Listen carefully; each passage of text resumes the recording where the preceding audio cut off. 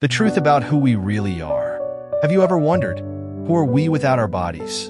In a world filled with materialism and distractions, we often forget the most important truth of all. We are not our bodies. We are souls. Our bodies are simply temporary vessels, borrowed for this life, while our true essence, our soul, remains eternal. The journey of life is not about the possessions we accumulate or the status we achieve, but about the growth and transformation of our soul. What if the challenges you face today, the circumstances you were born into, or the choices you make are all part of a much larger plan, influenced by the karma of your past lives? What if the key to understanding life, death, and everything in between lies in awakening your soul to its true purpose? In this exploration, we'll dive deep into the mysteries of existence, discussing karma, the nature of the soul, the battle between good and evil, and how materialism often blinds us to the divine truth that is always within us. If you're ready to go beyond the surface and discover the deeper truths of life, join us on this journey of self-discovery, spiritual awakening, and connection to the divine. Take time to listen this for the enlightenment of our inner self. Can you imagine, guys? What is the purpose of life after death? What is our true value in God? Are we in the game world? Why we have problems? Who are we if we don't have bodies? So, we are not bodies, we are souls. God of love created us like his image. And God is a spirit. God is in every one of us. But because of these materialism woolard, we are surrounded by negative power. God of this world tried deceiving people through temporary happiness like money, greediness, envy, material things, and etc. So we forgot that we are souls, not body. Because demon want to get our souls. He wanted that our souls get dirty and dive into evil things in order we cannot enter the kingdom of God. And the true God do nothing. He give a free will to all people because of his love. You may read in the 1 Corinthians 13 verses 4-7. It describes the qualities of love. Love is patient. Love is kind. It does not envy. It does not boast. It is not proud. It does not dishonor others. It is not self-seeking. It is not easily angered. It keeps no record of wrongs.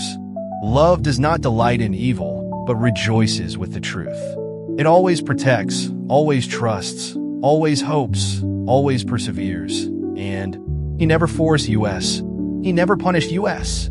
The negative power of this word, which is mistaken God of people who brings miracles, temporary happiness.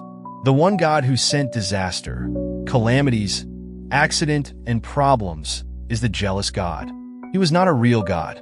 Guys, negative power is ruled by goods and bads. This world is not belong to the real God.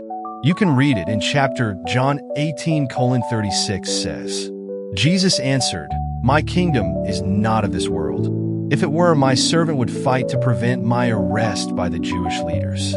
But my kingdom is from another place. Then if we cannot enter the kingdom of God, which is the life of eternity, it's mean we are not yet fully pure clean. Therefore, we born again to new body because of our past karma, but we can't remember anything. We're like a 9 months baby on the stomach of our mother. We can't remember what bad things we did before, but it's still your soul. One soul have changed many bodies. That's why, if you born a poor, it's mean you have a big karma of your past life. Or you were born as an animal in your next life. Maybe your attitudes has looked like animals before, and God give you another chances to change it. That's why, don't judge someone how they just look like dirty clothes or elegant. Someone could drive a new car as they rented, or living in a good house as renter. Because we are all nobody on this earth, our body just borrowed. We are nothing on this world. All can be faded, destroyed, and gone. We're not body, we are soul. Don't be blind to these all negative power given by your so-called God on earth. They have a lots of God on this earth, but only one was real, and we can only find the real God if your soul is active, because real God is not on this world. Nowadays, we are on the world of negative power, which so-called God-give miracle, or wishes we dream, but exchange of our soul going to hell. Negative power has his own ruled, an eye for an eye, a tooth for a tooth, the law of Hammurabi. In today's world of materialism, what do you think are the true luxuries in life? We need to discover our inner self and awaken our soul. recognize that God is love, not religion or church. 1 John 4 verse 8, whoever does not love does not know God, because God is love. Who are we without a body? Are we no longer human? Our bodies are merely garments for the soul.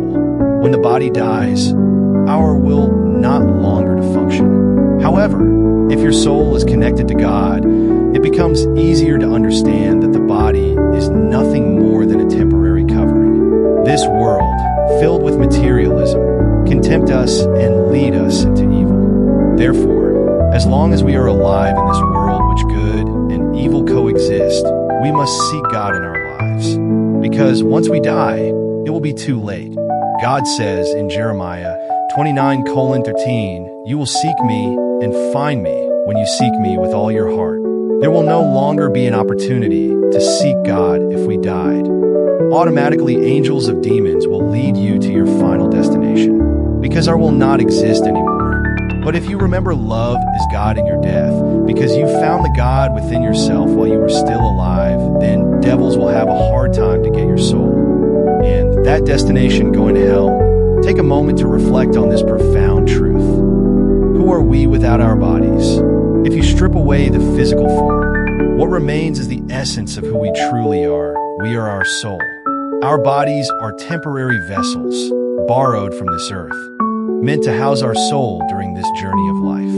Yet, we often forget this truth, getting lost in the illusions of materialism and the fleeting nature of worldly possessions. Rebirth and karma, the cycle of life and death, driven by our past actions, karma, binds us to this physical world.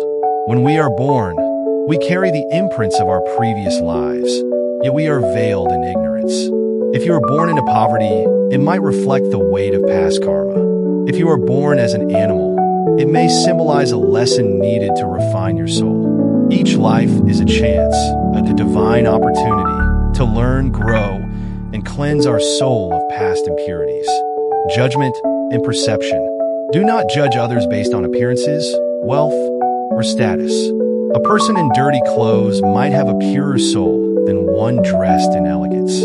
Someone living in grandeur might simply be borrowing their luxuries, just as we borrow our bodies. We are all travelers on this earth, bound by the same truth.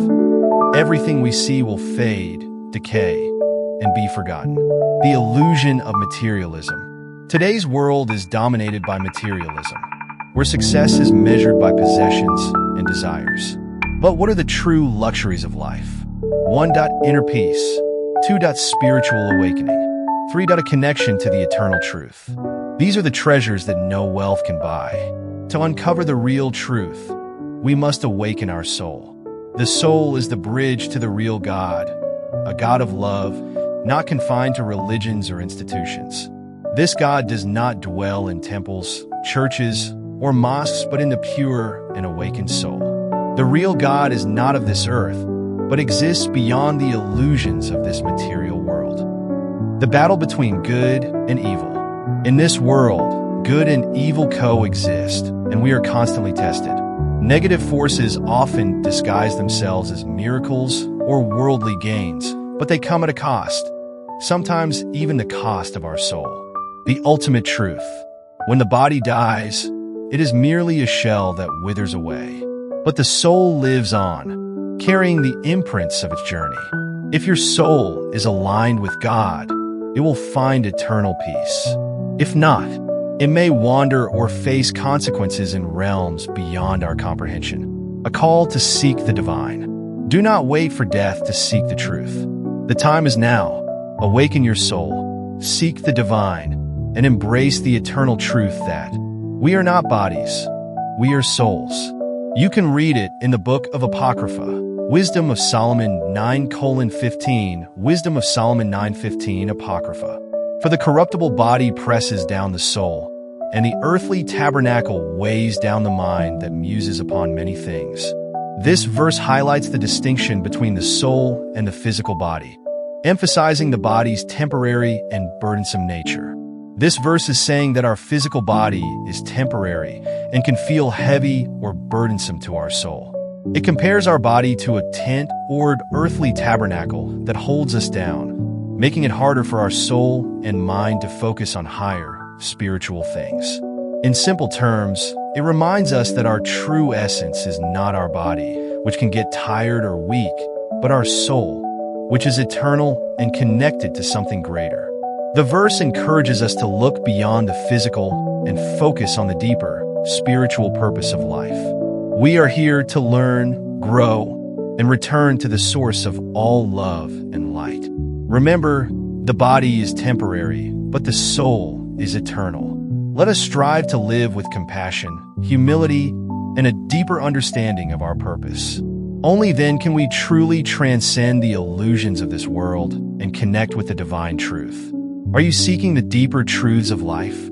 If you resonate with the idea that we are more than just our bodies, and if you're interested in exploring the profound wisdom of the soul, subscribe to our channel. Dive deeper into the mysteries of existence. Awaken your soul to its true purpose. Discover the connection between spirituality, karma, and the divine. If you're ready to go beyond the material world and seek the eternal truth, join us on this journey. If you have anything to add to this topic, just leave a comment. Subscribe now and hit the bell button below so you won't miss my next topic. And awaken to the truth that lies within. Hope you still be there in my next video. Thank you for listening.